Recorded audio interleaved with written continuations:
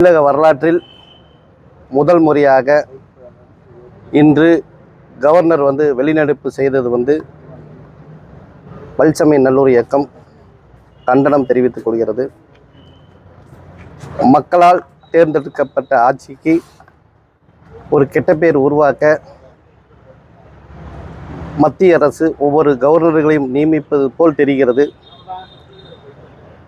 மத்திய அரசு இனிமேல் கவர்னராக நியமிப்பவர்களை ஒவ்வொரு மாநிலத்துக்கும் பாஜக தலைவர்களாகவும் நியமிக்கும் பட்சத்தில் அவங்களுடைய நோக்கம் நிறைவேறும் என்று அவங்களுடைய மாநில நோக்கம் நிறைவேறும் என்று நான் கருதுகிறேன். திராவிட முன்னேற்ற கழக தலைவர், சமத்துவ நாயகன், நல்லிணக்க நாயகன் தளபதி மு.க. ஸ்டாலின் அவர்களுக்கு கவர்னர் விஷயத்தில் முழுமையாக உறுதியாக அவர் எடுக்கும் முடிவுக்கு கட்டுப்பட்டு நாங்கள் திராவிட முன்னேற்ற கழக ஆட்சிக்கு நாங்கள் ஆதரவாக இருப்போம் என்று இந்த நேரத்தில் தெரிவித்துக் கொள்கிறேன்.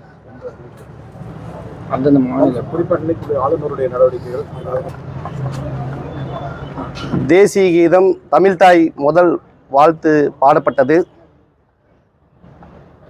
இந்த நாட்டில் அவருக்கு கவர்னர் என்னமோ தேசத்தின் பற்றுள்ளவராக இருந்திருந்தால் இன்று தேசிய கீதம் பாடுவதற்கு முன்பே கவர்னர் வெளிநடப்பு செய்தது மிகப்பெரிய கண்டனத்துக்குரியது என்பதை இந்த நேரத்தில் தெரிவித்துக் கொள்கிறேன். இந்த நாட்டில் உள்ள தமிழகத்தில் உள்ள அனைவரும் இந்திய தேசத்தை ஆதரிக்கக்கூடியவர்கள், நல்லிணக்கத்தை பேணக்கூடியவர்கள்.